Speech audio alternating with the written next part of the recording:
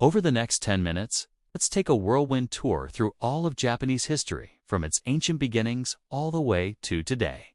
So sit back and get ready. Here is History of Japan in 10 minutes. In the beginning, there was nothing but water.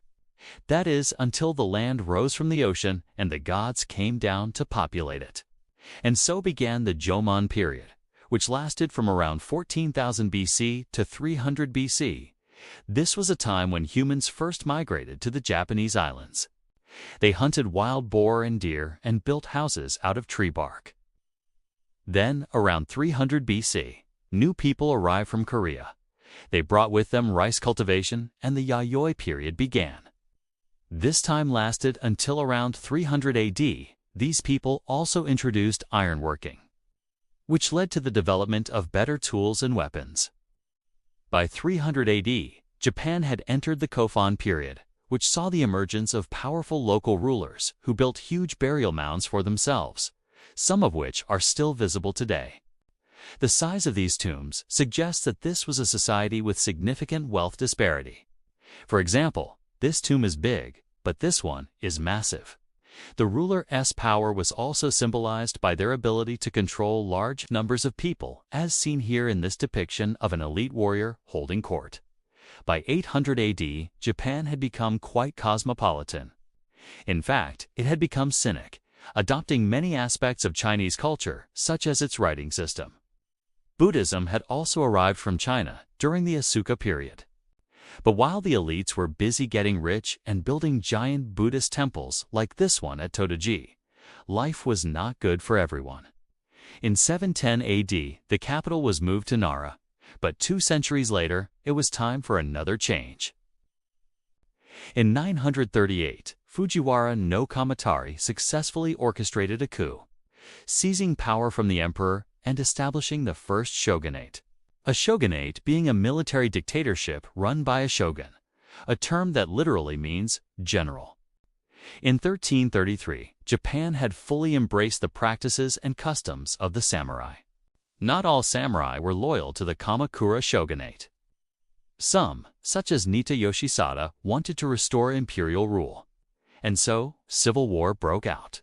This conflict between the samurai families would continue throughout the next 2 centuries, throwing the country into chaos. In 1600, everything changed at the Battle of Sekigahara. Tokugawa Ieyasu emerged victorious and sole hegemon of Japan.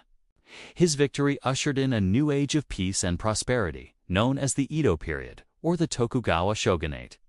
It lasted over 250 years. The country was divided into 3 classes: the samurai, the farmers, and the artisans and merchants. Foreigners were banned from entering Japan. And as a result, Japan developed many unique cultural traits. For example, it produced iconic works of art such as Hakuzas, the Great Wave off the coast of Kanagawa. It also created new art forms like ukiyo-e woodblock prints. And it even gave rise to a unique fashion sense among the merchant class, especially the women. But despite the relative peace and prosperity, Japan remained largely agrarian. Everything began to change in 1853, when American Commodore Matthew Perry arrived in Tokyo Bay demanding that Japan open up to trade. He had come bearing gifts, including a giant gunboat, which he threatened to use if Japan did not agree to his demands. Japan had no choice but to comply, signing the Treaty of Kanagawa in 1854, which opened up 2 ports for foreign ships. This humiliating event was a pivotal moment in Japanese history. The ruling Tokugawa shogunate was forced to work with Western powers to protect Japan from further encroachment. To prevent total Western domination, they needed to modernize the country in order to compete. Over the next 20 years, Japan went through what is often called the Meiji Restoration. It adopted Western technology and became an industrialized military power. With the country modernized, Japan was ready to flex its newfound power. Tensions had been growing between Japan and Russia over control of Korea. Both powers had been vying for influence there for decades. When the Russian Pacific Fleet arrived in Korea in 1904, Japan declared war.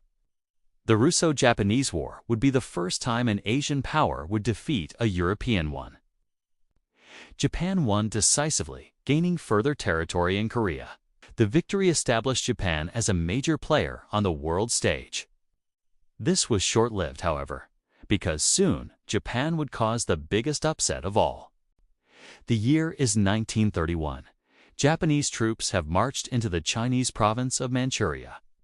They seized the regional capital of Mukden, having previously bombed a railway line to cause the explosion that they used as an excuse to invade. This started Japan's campaign to conquer all of China. Over the next decade, Japan would fight a series of costly campaigns against the Chinese. Japan's leaders grew increasingly desperate and militaristic. Eventually, the military leaders staged a coup, overthrowing the civilian government and installing a puppet regime under the emperor. As tensions rose in Asia, similar tensions were rising in Europe. Adolf Hitler had just taken power and was rearming Germany. Soon, he would annex Austria and then Czechoslovakia. In 1939, World War II began when Germany invaded Poland. 2 years later, Japan would follow its own expansionist agenda with the attack of Pearl Harbor on December 7, 1941. 3 days later, Japan declared war on Britain and the United States. At the start of the war, Japan enjoyed great success. Japanese planes flew back and forth from Japan to Pearl Harbor, destroying much of the U.S. Pacific Fleet. But success proved to be short-lived. After suffering a series of devastating defeats, Japan's military strength began to dwindle. In 1945, the United States dropped 2 atomic bombs on Japan, one on Hiroshima and another on Nagasaki. Within 2 months, Japan had surrendered. The war was over. In the aftermath of the war, Japan lost vast amounts of territory and had to pay billions of dollars in reparations. But somehow, it managed to rebuild itself into the 3rd largest economy in the world. How exactly did it do this? Well, part of it has to do with its unique geography. Japan is an archipelago. This means that it cannot be conquered from outside. The only way to conquer Japan was from within. And since the end of World War II, no one has even tried to do that. Also, Japan has an abundance of natural resources. Even though it does not have oil, it does have coal, which can be used to produce steel, which can then be used to build cars and electronics, which Japan exports around the world. But perhaps most important of all is the Japanese work ethic. For centuries, Japanese culture emphasized hard work, discipline, and respect for authority. These values made Japan a very attractive place for foreign investors. So the Japanese took the smarts from the West, combined them with their work ethic, and then added their unique cultural flair, producing innovative products that became world-renowned. Now, here is your 30-second summary. Japan is one of the most unique civilizations in the world. It developed in complete isolation and yet produced one of the most distinct cultures in human history. From its mountainous terrain, it built massive cities and developed advanced farming techniques. From its ancient mythology, it created a belief in a divine emperor. And from its distinctive work ethic, it built a reputation for producing high-quality goods. But perhaps most important of all was its geography. Japan's island status ensured that it could never be conquered from without. This allowed it to develop a distinctive national identity that survived for centuries. Thank you for watching, and don't forget to like and subscribe.